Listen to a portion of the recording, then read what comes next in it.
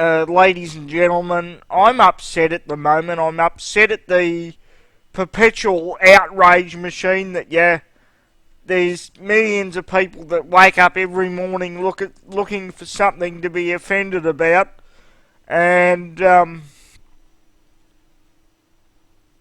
what a sad existence that the only existence you have is waking up in the morning looking for something to be offended about. And it doesn't affect you when you put the post down on Twitter. It just affects everybody else, and it destroys culture, it destroys the meaning of words, and it destroys livelihoods. Well, sometimes, very, very little, but sometimes you get some enjoyment out of it. Comedian Josh Thomas tried to placate to the leftist mob by suggesting that we should change the name of coon cheese because it's racist. Coon cheese is a cheese in Australia. I don't know if you have it in other parts of the world, but he suggested the name was racist, that it should be changed, when in actual fact it was named after the inventor, Edward Coon, who invented the way of pasteurising this particular cheese.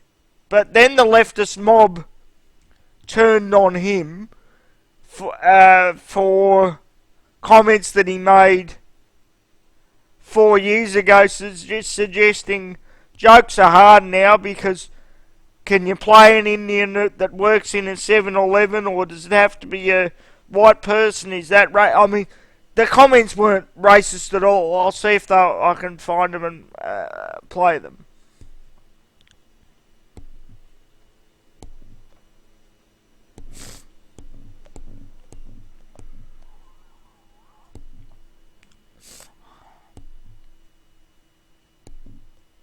Come on, load up.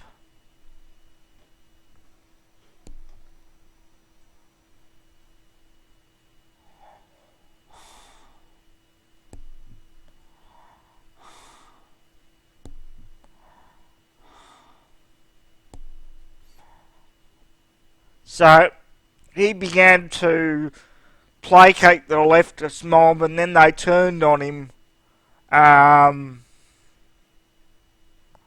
So they're eating their own, but the problem for us is we have to go to this through this agonising process of torture before the subcultures of the left finally destroy each other, and we're left to pick up the pieces of normality.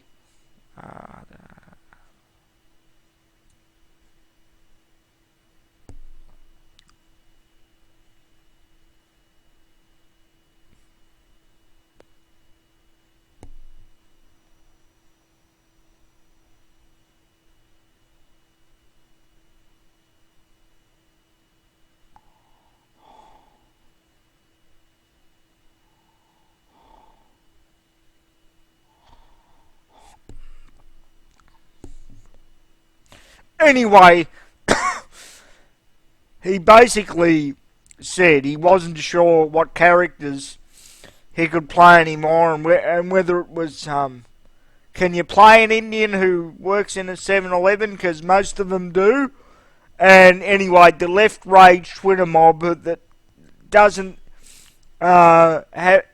sustain an existence in life unless they're offended, got offended by this, and now they've turned on him, just like they turned on J.K. Rowling for mentioning a scientific fact that only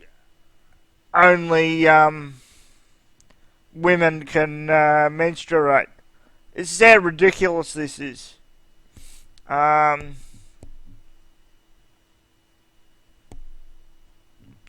Oh, and now, as we've just seen, that Kellogg's are getting blasted, and they're a leftist company, so they'll change it. They'll fold for having two white kids or three white kids on the Rice Krispie box.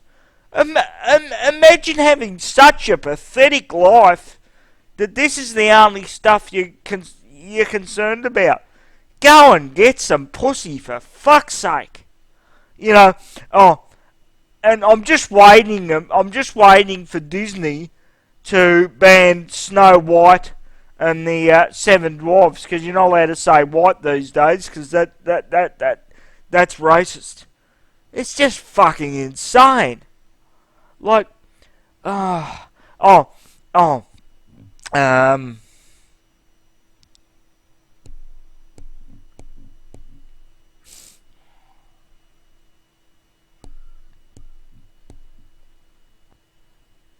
see if this video plays again, because I really want you to see this.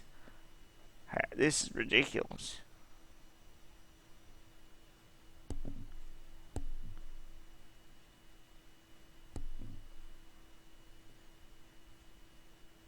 But it's one of those things where we just sort of, what we go, but we've got an 84-year-old woman. We have a lot of strong, older female characters in our show. Yeah. If only Luke was black, everything would be The other thing about making a television show that I didn't know about that I found quite confronting was because you have to pick every person in the show. So it's like, Josh, you know, like what do you want the 7-Eleven worker to look like? And it's like, do you make them Indian? Or is that offensive? Or then if you make them white, is that like a bit like you're lying, really? Like, so then it's like... But like, also, what do you do? it's Like, taking a job away from an Indian actor. Yeah. If you don't, but like, I see... It's like hard, you don't want to like... It's hard. What answer is not offensive? I don't know, there's always... We're probably not going to come to the answer to with this panel. It's very... That's what they turned on him for. Can you believe that? Ridiculous. And all he was saying was, can I be representative? Can I play a 7-Eleven worker that's Indian? How's it going, everyone? Hi, everybody. Thank you very much. Yeah. You know, can I play a 7-Eleven worker that's Indian, or is that offensive? All he's basically saying is he's in actual fact he's making the correct point. You know, what's not offensive these days? It's the Perpetual outrage machine is ridiculous, and you know what's responsible for this? Social media. Even though I've met Polly and Nikki and Grace and Jenna and great people from overseas, and I wouldn't have met them if it wasn't for social media. I can tell you right now, if I could make the choice that I could wake up in the morning and Twitter didn't exist and Facebook didn't exist, maybe I'd keep YouTube if it was run properly, but Twitter and Facebook allow this cancer to metastasize and allow the inmates to run the asylum, and it's just utterly ridiculous. Now, I have to talk to you about something else. This fuckwit journalist on Twitter decided to get outraged because there's a beer in Australia from a wonderful Australian beer company called Colonial Beer, and because he's got no pussy, because he's got no life, because he's got no skills, he turns around and says, "Oh, I'm offended by Colonial Beer because it brings back memories of oppression." What, your oppression? Give me a fucking break. And what's even worse is the bottle shop. He's a Muslim, so he shouldn't even be drinking, so I don't know why he's in a bottle shop, this journalist. But he goes, oh, you know, he had a go at the bottle shop for selling the beer. They folded, and now the Colonial Beer Company goes, oh, we're going through the process of looking at changing the name. And this is what Polly talked about the other day in one of her videos. Right? The cowardice. The easy way people just fold and just submit. Don't submit. Stand up for yourself. Because if you stand up for yourself, we drain these idiots of power and then people realise how ridiculous they are. Stand up. Stop this collective cowardice. So otherwise it'll never end. It'll just get worse and worse.